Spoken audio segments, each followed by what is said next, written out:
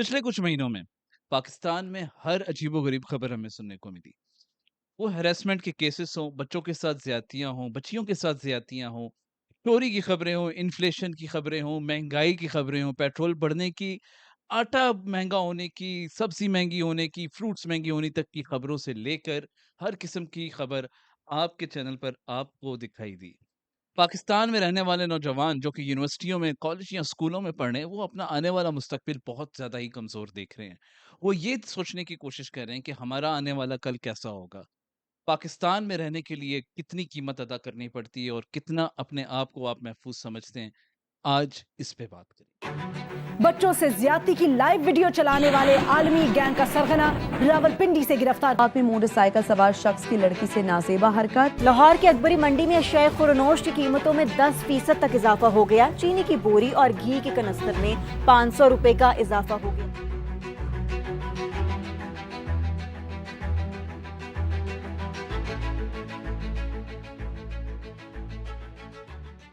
اگر آپ اپنے نیوز چینلز کھول کر دیکھیں، ہر وقت کوئی نہ کوئی بریکنگ نیوز چل رہی ہوتی ہے، اور وہ ایسی بریکنگ نیوز ہوتی ہے کہیں نہ کہیں آپ کے ذہن پر ایک گہرا اثر چھوڑ کر چلی جاتی ہے۔ حال ہی میں سوشل میڈیا اور ڈیجیٹل ٹی وی پر ایک ہولناک خبر سننے کو ملی، جس میں یہ بتایا گیا کہ ایک کمسن بچے کے ساتھ زیادتی کر کے اور اس کے اوپر تشدد کیا گیا اور اس کو دوسری منزل کی سے پھینکا گیا۔ اسی طریقے سے کچھ بچیوں کی بھی خبر ملی، ان سارے بچوں کی عمر 10 سال سے کم تھی۔ بچوں کے ساتھ زیادتی، سوچنے کی بات یہ ہے کہ ہم کس مقام پر آ کر کھڑے ہو چکے ہیں مینٹلی، کہ بچوں کے ساتھ زیادتی کرنا شروع ہو جاتے ہیں۔ پہلے ہمیں یہ خبریں ملتی تھی کہ یہ سارے واقعات عورتوں کے ساتھ ہوتے ہیں، بچیوں کے ساتھ ہوتے ہیں جو یونیورسٹی جاتی ہیں، پر اب بچوں کے ساتھ یہ سننے کو واقعات بہت زیادہ عام ہوتے جا رہے ہیں، جو کہ ایک الارمنگ سائن ہے پاکستان کے لیے۔ مجھے یہ سمجھ نہیں آتی کہ یہ کون سی ایسی سوچ ہے جو ہمیں اس مقام تک لے کر آئی ہے۔ اس طرح کے فحشی جانور جو ہمارے معاشرے میں پھیل رہے ہیں، جو گلیوں میں عام شکلیں لے کر گھوم رہے ہیں انسانوں کی چمڑی میں، آخر ان کو سزا کب دی جائے گی؟ آخر ابھی تک نور مقدم کے قاتل کو سزا کیوں نہیں دی گئی؟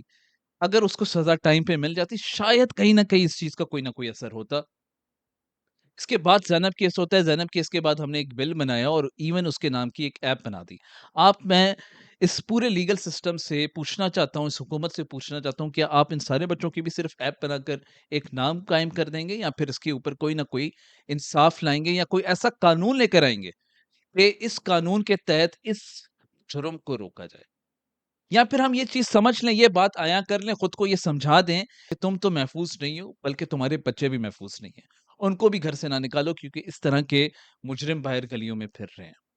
ہمیں یاد ہے ہمارے بچپن میں ایسا کچھ بھی نہیں ہوتا تھا، ہم باہر بھی نکلتے تھے، گھومتے پھرتے بھی تھے، مگر آج کل جو حالات ہیں، آج کل جو خبریں سننے کو مل رہی ہے، میں یہ سوچنے پہ مجبور ہو گیا کہ ہمارے بھی گھر کے بچے ہیں، آپ کے گھر کے بھی بچے ہیں، اور وہ لوگ جو کہ اس ملک کو چلا رہے ہیں، ان کے بھی گھر کے بچے ہیں۔ ان کی حفاظت کے لیے کوئی اقدام کیوں نہیں کیا جا رہا؟ ویسے تو آپس کی بات ہے، یہاں پر اس چیز کے اقدامات کبھی بھی ہوئے ہی نہیں ہے۔ ریفارمز کے نام پر سیاست تو بہت ہوئی، پر کبھی ریفارمز ہوئے نہیں۔ لیگل سسٹم کی ریفارمز کی بات کی جائے، پولیس کی ریفارمز کی بات کی جائے، تو یہاں پر ابھی بھی سیاستدان اپنے پسندیدہ I G, D I G, D S P رکھ لیتے ہیں، جو کہ ان کو ان کے کیسز سے بچا لیں۔ اسلام آباد پولیس کی سب سے بڑی اچیومنٹ یہ ہوتی ہے، کسی نہ کسی شیشہ اسپاٹ پہ چھاپا مار لو اور سب کو اریسٹ کر لو۔ یہاں اسلام آباد کی سڑکوں پر جگہ جگہ پر چیک پوسٹ بنائی جائے اور بہت زیادہ ایک ٹریفک کھڑا کر دیا جائے اور لوگوں کو ٹارچر کیا جائے۔ میرا خیال ہے اسلام آباد پولیس کی اس سے بڑی کوئی اچیومنٹ مجھے نظر نہیں آتی۔ پچھلے 3 سالوں میں اس حکومت میں کتنے ہی بچے ریپ ہوئے، کتنی عورتیں ریپ ہوئی، کتنی عورتوں کو کڈنیپ کر کے قتل کیا گیا، ایسڈ پھینکا گیا، ان کے لیے کون سا قانون لایا گیا ہے؟ ہم دنیا کی پیس کے لیے بہت زیادہ لڑ رہے ہیں، ہم دنیا میں امن لانا چاہتے ہیں، ہم چاہتے ہیں پاکستان امن کا ایک نشان بنے۔ ہم چاہتے ہیں جب پاکستان کو یاد کیا جائے دنیا میں، یا پھر ہم دنیا میں کہیں ٹریول کریں، تو ہمیں کہا جائے you are the peacemaker country. But میں یہ بات بھی آپ لوگوں سے پوچھنا چاہتا ہوں کہ جب آپ کے ملک کے بچے، عورتیں محفوظ نہیں ہیں، تو آپ اس چیز کا علم اٹھا کر دنیا میں کیسے پھر سکتے ہیں؟ میں اگر بات کروں بلوچستان کی، جس میں کسی کو بھی بات کرنے کی ہمت نہیں ہے، چاہے وہ ڈیجیٹل میڈیا ہو یا سوشل میڈیا پہ کچھ ہمارے یوٹیوبرز بات کر رہے ہیں، اس پہ سید مزمل شاہ ہو گئے یا پھر اسی طرح کے اور بھی بہت زیادہ یوٹیوبرز ہو گئے، ان کے انصاف کی کون بات کرے گا؟ کیا وہاں پر جو بچے شہید ہو رہے ہیں وہ غزہ کے بچے سے کم ہے؟ وہ ایران کے کسی بچے سے کم ہے؟ یا پھر بحرین، جتنے بھی ہمارے گلف ایریاز ہیں، ان کے بچوں سے کم ہے؟ ان کے لیے آواز کون اٹھائے گا؟ इसी तरीके से हमें एक और कॉन्फ्लिक्ट आज़ाद कश्मीर में भी नज़र आया। आज़ाद कश्मीर में स्टूडेंट्स पे तशद्दुद किया गया। उन लोगों को अपने राइट्स की आवाज़ ना उठाने के लिए उनको प्रेशराइज़ किया गया। पाकिस्तान में जो इन्फ्लेशन के हालात हैं, जो स्टूडेंट के हालात हैं, जो लोग यूनिवर्सिटी में पढ़े जाकर उनसे पूछिए कि वो अपना फ्यूचर क्या देखते हैं पाकिस्तान में? वो क्या देख सोचना चाहते हैं कि वो आगे चलकर क्या बनना चाहते हैं? कौन-सी फ़ील्ड का मास्टर्स किया हुआ इंजीनियर किया हुआ इंसान कौन-सी उबर चला रहा है या गाड़ी चला रहा है या फिर कहीं न कहीं ठेला लगाकर बैठा हुआ है। क्योंकि उन वहाँ भी अशराफिया जो हैं, उनके बच्चों को ही नौकरियाँ दी जाएँगी, उनको अच्छी पोज़ीशंस पे रखा जाएगा। यहाँ पर जब नौकरियाँ भी दी जाएँगी, कम वेज पर दी जाएँगी ताकि कहीं न कहीं गरीब इंसान कॉम्प्रोमाइज़ कर जाए और एक छोटी-सी सैलरी पे अपना करियर स्टार्ट। मेरा सवाल आज आप सब पाकिस्तानियों से है। मेरा सवाल कैमरा के उस तरफ और वीडियो देखते हुए हर इंसान से है कि पाकिस्तान में रहने की कीमत आप क्या अदा कर रहे हैं? दुनिया में अमन लाने की क्या कीमत अदा कर रहे हैं आप? आप किस हद तक समझते हैं कि आपकी पाकिस्तानियत इतनी ज़्यादा महफूज़ है कि अगर खुदा ना करे कल आपके बच्चों पर अगर कोई आफ़त आ जाती है या कोई मसला आ जाता है, तो क्या अदालत के दरवाज़े खटखटाने से इंसाफ़ मिलेगा या इंसाफ़ नहीं मिलेगा?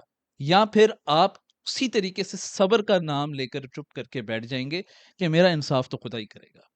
हो सकता है मेरा आज का ये एपिसोड काफ़ी एग्रेसिव लग रहा हो, पर मैं बहुत ज़्यादा फ्रस्ट्रेटेड हूँ और मैं अकेला फ्रस्ट्रेटेड नहीं हूँ।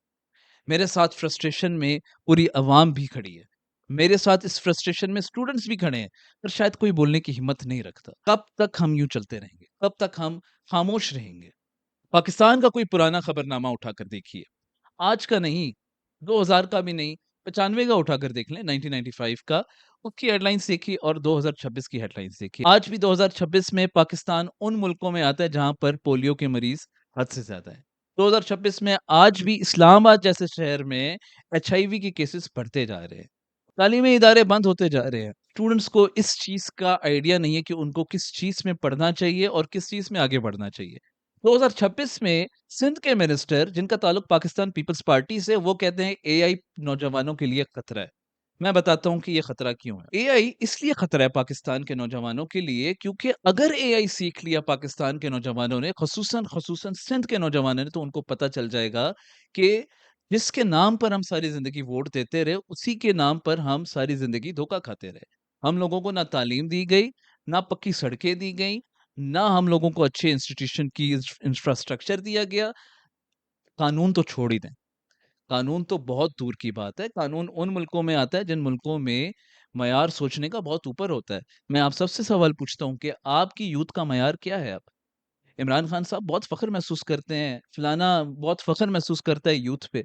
आपकी यूथ का मयार टिकटॉक पर है अभी। आपकी यूथ का मयार इंसाफ के ना मिलने पर है, डर कर चुप होकर घर पे बैठी हुई है कि मुझे नहीं पता इस मुल्क का क्या फ्यूचर होगा।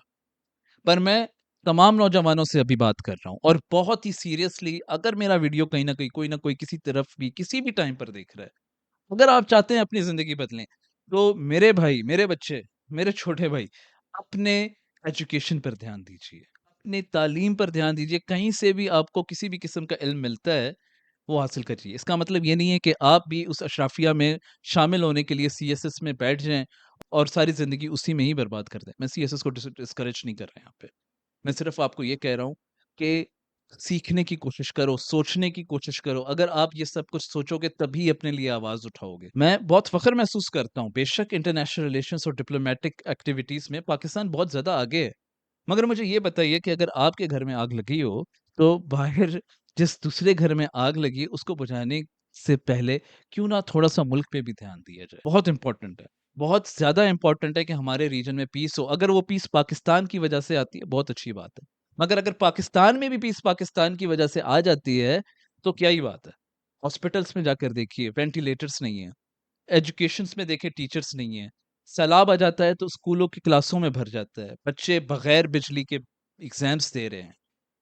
बड़ी-बड़ी लाइनें हैं सेहत कार्ड के आप सेंटर्स चले जाएँ इस्लामाबाद में जी7 में एक सेक्टर है मेरा वहाँ से गुज़रना हुआ, रोड के उस पार तक पानी पीने के लिए भी किसी के पास सहूलत नहीं थी। हम लोग बहुत ज़्यादा नाशुक्री करते हैं हमारे पास ये नहीं है, हमारे पास वो नहीं है।